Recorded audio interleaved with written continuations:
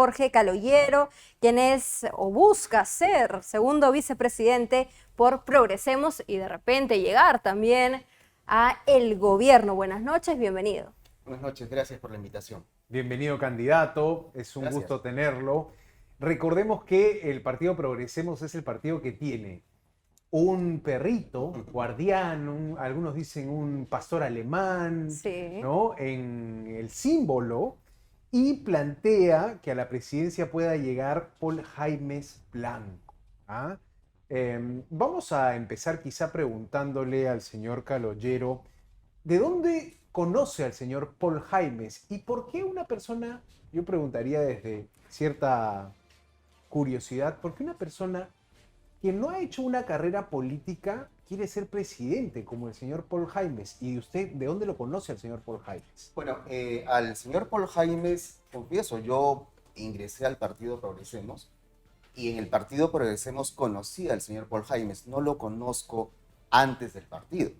Él manifiesta siempre que él quiere llegar a la presidencia de la República porque quiere hacer las cosas distintas. Cansado de todo este tema de la política tradicional que hasta ahora tenemos y que lamentablemente nos ha gobernado al país. En mi caso particular es cierto, siempre he sido una persona con un perfil técnico.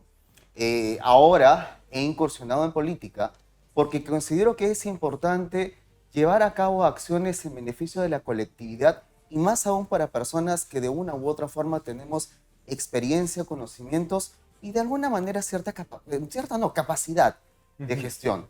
En mi caso, yo soy abogado, magíster en Derecho Civil y Comercial, tengo una maestría en Derecho en Gestión Pública y bueno, ejerzo la docencia en el curso de Gerencia Pública. Y Quiero brindar mi experiencia. Antes de estar usted en Progresemos, ¿formó parte de algún otro partido? No, no he formado parte de ningún partido político. Ni de joven, nada. No. Ni inclinación de repente por alguna tendencia política. La tampoco. verdad, no. Hasta No. Progresemos. No, hasta que llegué a Progresemos. Ahora, también me parece interesante entender esta situación en la que creo que, de la que podemos partir para hablar de qué son los vicepresidentes.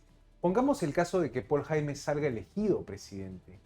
El Congreso decide declarar su vacancia. Sale Paul Jaimes y a usted le dicen, señor Caloyero, tome la banda presidencial, encárguese usted de la presidencia.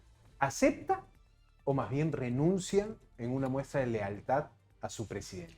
Bueno, la verdad no me he planteado esa posibilidad, ¿no? En el transcurso de estos 7 últimos años hemos tenido 7 personas ejerciendo la presidencia en nuestro país y no vería ningún tipo de circunstancia por la cual el candidato presidencial tenga que ser depuesto, tenga que llevarse a cabo algún tipo de censuras o cosas por el estilo. Confieso, no me he puesto en ese escenario. No me parece que sería el conveniente para una persona que ha demostrado capacidad y seguramente le demostrará capacidad de gestión de ingresar al gobierno. Pero sin mayoría en el Congreso, un Congreso crítico podría encontrar cualquier forma para deponer al presidente y allí la pregunta es, ¿lealtad al presidente o usted sigue el mandato constitucional de asumir? Yo creo que, vuelvo a repetir, creo que es importante buscar consensos también dentro del propio Parlamento. Buscar la posibilidad de encontrar algo que hasta el momento creo que no hemos encontrado y creo que es la apuesta que debe tener aquella persona que desarrolla una función en el Estado, la gobernabilidad, que es a lo que debemos arribar. ¿Y los derechos humanos? ¿Qué concepto tiene usted por derechos humanos? Creo que son importantes, creo que son fundamentales para el ejercicio de las personas en general y deben ser salvaguardados convenientemente por todas y cada una de las personas. ¿Qué le ha parecido la legislación que ha hecho este Parlamento? ¿Usted considera, por ejemplo, que se trata de leyes pro crimen que ha dado este Congreso? Muy buena pregunta. Independientemente de la denominación que se le quisiera dar, habría que hacer un análisis de algunas leyes que se han dado. Por ejemplo, algunas de ellas han establecido recortes del tiempo de prescripción de la persecución de delitos. Claro. Hay otra ley, por ejemplo, en la cual se ha establecido que solamente podría ser aplicable el tema de la criminalidad organizada para aquellos delitos que merezcan una pena es superior a 6 años de pena privativa Claro. de la libertad. Las cosa leyes que antes, conocidas como procrimen, exacto, ¿no? cosa que antes no existía. Entonces, independientemente de la denominación que se quisiera establecer, yo creo que es importante ver efectivamente cómo estas podrían haber perturbado la actividad desarrollada por parte del Estado. Pero para su Y- opinión, ¿perturbaron o no, digamos, la lucha contra la inseguridad? Yo creo que, vuelvo a repetir, la denominación, independientemente de todo, habría que establecer que efectivamente en la aplicación de estas normas y los operadores de justicia los pudieran establecer.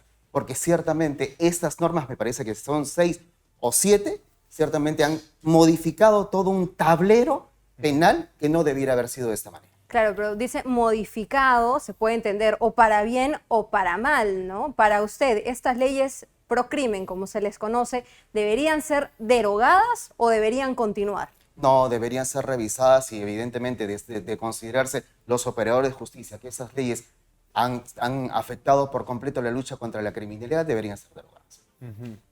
Ahora, es interesante porque en redes sociales usted comenta mucho sobre seguridad ciudadana. Ujú. ¿Cuál sería la principal propuesta de Progresemos para revertir la situación que tenemos en el tema del delito de extorsión y sicariato, ¿no? La situación de los transportistas. ¿Cómo la abordarían en el primer día de gobierno? Mire, se ha planteado una medida importante y excepcional, que creo que debemos remarcar ese contexto. La medida excepcional de la aplicación del denominado estado de sitio, con una modificación constitucional para que sea aplicable a situaciones como aquellas que tienen que ver con la lucha y el tema del orden interno. ¿Qué Y por significaría, digamos? ¿Qué traería decretar estado de sitio? dos cosas. Primero, la posibilidad de una intervención más importante por parte de las Fuerzas Armadas. Y en segundo lugar, la suspensión de determinados derechos que no son parte de lo que se denomina el estado de emergencia. ¿Cuáles, por ejemplo? Por ejemplo, la violación del secreto de las comunicaciones. O sea, Le ¿nos pon- abrirían el teléfono a todos No, los ciudadanos? No, le pongo solamente un ejemplo. Y eso, vuelvo a repetir, son medidas excepcionales, pero que habría que establecer determinados temas en los cuales deberían ser aplicables. Le pongo solamente un ejemplo. Cuando se realizan las incautaciones de teléfonos celulares en los penales, aun cuando estos teléfonos celulares se encuentran de propiedad o son de propiedad de los presos, esos teléfonos se encuentran salvaguardados por el derecho de las comunicaciones. Y la información, yo estoy seguro que la información que encontraríamos en esos teléfonos celulares sería muy rica y muy vasta. Eso es para el crimen que se genera dentro de los Claro que sí. penales, pero ¿y los que están afuera? Para los que están afuera es importante establecer algo que creo que aquí y ahora no se está haciendo. El que les habla siempre ha manifestado que frente a un crimen organizado, el Estado cada vez se desorganiza más. Y ponga solamente un ejemplo. El Consejo Nacional de Seguridad Ciudadana, del que siempre se habla como la gran panacea en seguridad ciudadana, se encuentra con... Siempre que ocurre un determinado hecho delictivo, se dice, vamos a reunir el Consejo Nacional de Seguridad Ciudadana. Esa va a ser la gran solución al tema. Consejo Nacional de Seguridad Ciudadana que se encuentra conformada por 26 instituciones, 26. Imaginemos en estos momentos una reunión de 26 instituciones y no todas o parte de ellas orientadas a un tema de convivencia pacífica. Considero que aquí y ahora es importante que tengamos un comité de actuación inmediata contra la criminalidad, conformado por 4 o 5 instituciones: Presidencia de la República, Ministerio Público, Ministerio del Interior, Policía Nacional del Perú, Poder Judicial, y en base a una información de inteligencia operativa, llevar a cabo actuaciones concretas, porque de lo contrario, si no aplicamos medidas drásticas, radicales en contra de esta criminalidad que nos está afectando y nos está haciendo generar un estado de zozobra en la población, realmente muy poca efectividad podríamos tener. Claro, eso en el punto, bueno, de propuesta, pero actualmente, hasta el momento, no hay un plan nacional de Exacto. seguridad. Hay una promesa en curso, se han sentado a dialogar, a conversar, pero no hay un documento formal hasta el momento. ¿Ustedes ¿Han planeado, han pensado qué debería contener este Plan Nacional de Seguridad y de publicarse lo respetarían, lo continuarían? Tendríamos que evaluarlo. Y realmente es increíble. O sea, es como decir, ¿sabes qué? Tenemos un enfermo que ya está moribundo, está en la fase terminal. Un momentito, vamos a esperar cuál es el plan con el cual vamos a actuar para hacerle frente a esta enfermedad terminal. Y eso realmente parece una burla. No, o sea, el tema no es solamente, no es el plan. En nuestro país lo que sobran son planes, sobran leyes, pero lo que falta es efectividad, acción concreta y coordinación interinstitucional. Quiero una respuesta aquí como ciudadano. Dígame. ¿Un arma de fuego para usted es un instrumento de defensa personal o un factor de violencia en una sociedad ya violenta como la nuestra? Yo creo que habría que establecer el contexto en el cual la persona lo utiliza y si efectivamente lo utiliza en su legítima defensa. Si esto es así, si las leyes son aplicables de este punto de vista, sí considero que puede ser considerado como un arma de legítima defensa. Y en el caso de los serenos, porque también era un grupo que pedía, bueno, los alcaldes pedían armar a sus serenos. ¿Ustedes han pensado de repente en esa posibilidad? Porque en teoría, hasta el momento, la Policía Nacional es la encargada de resguardar el orden en la sociedad. Yo considero que hay un punto que es sumamente importante dentro del Estado peruano, que es el tema de la capacitación. En su debida oportunidad, yo llevé a cabo actividades de capacitación en temas de lo que es la función policial, de lo que es el resguardo de los derechos humanos por parte de estas personas, llámese de la policía, llámese del serenazgo, y evidentemente creo que eso es muy importante, porque de lo contrario, seamos realistas, podría darse la posibilidad de determinadas funciones extralimitadas por parte de estas personas, o lo cual no deberíamos llegar. Para invitar a todos los amigos que están conectados y están viendo, estamos conversando con Jorge Luis Caloyero, quien se postula a la vicepresidencia de Progresemos, y creo que es interesante también situarnos en el mapa político, ¿no? Hay algunas personas que recuerdan a su candidato presidencial, Paul Jaimes, como una persona muy activa y con cargos importantes durante el gobierno de Pedro Castillo. ¿Son los militantes de Progresemos castillistas? ¿Es usted castillista y Paul Jaimes es un castillista encubierto? Para nada, de verdad que no. O sea, yo creo que es absurdo poner determinadas etiquetas a personas que puedan haber tenido determinados cargos en cierto periodo gubernamental. Eso no los convierte de forma alguna en castillistas u otra denominación que se le quisiera dar. ¿Y en dónde están en el mapa político? Bueno, realmente esas denominaciones de izquierda, derecha, yo considero que son absurdas. Todos y cada uno de nosotros aspiramos a que efectivamente busquemos algo que es tan importante. El que les habla, vuelvo a reiterar, soy docente en gerencia pública y siempre propugno un tema que es importante, el valor público. De eso, el Estado tiene la obligación de salvaguardar los derechos de los ciudadanos y generar valor público. El Estado no genera un valor económico. Y en esa línea, la vacancia a Pedro Castillo, ¿estuvo bien? ¿Se apoyó en la Constitución o no fue así? Sí, yo considero que sí, porque efectivamente nosotros fuimos testigos ese día de diciembre de hace algunos años atrás del acto tremendamente inconstitucional que él desarrolló.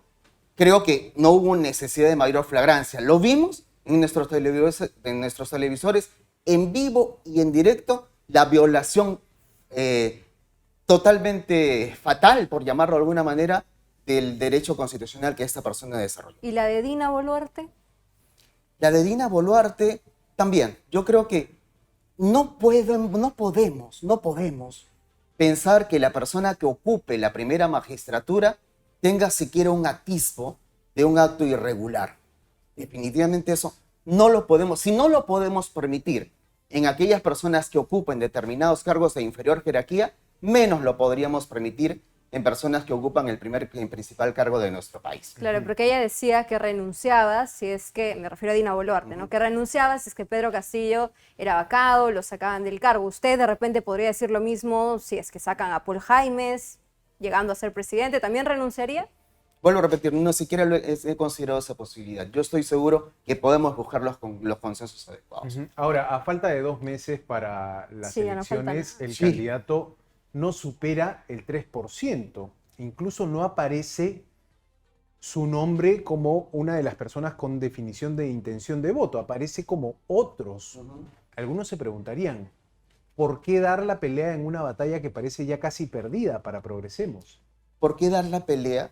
Porque definitivamente creo que es importante considerar que las encuestas son fotos de un determinado momento y ni siquiera fotos que podría tener una total confiabilidad.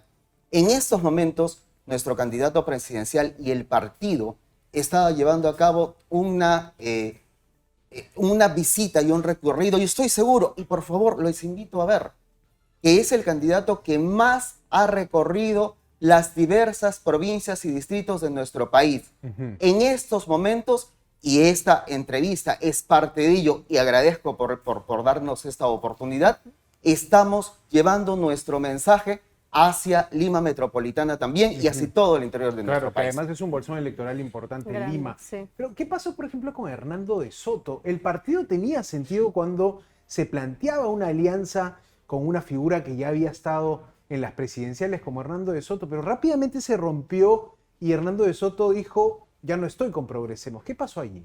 Bueno, yo creo que no es que tenía sentido. O sea, yo creo que el sentido lo estamos viendo aquí y ahora, con las personas que estamos desarrollando nuestra labor dentro del partido político.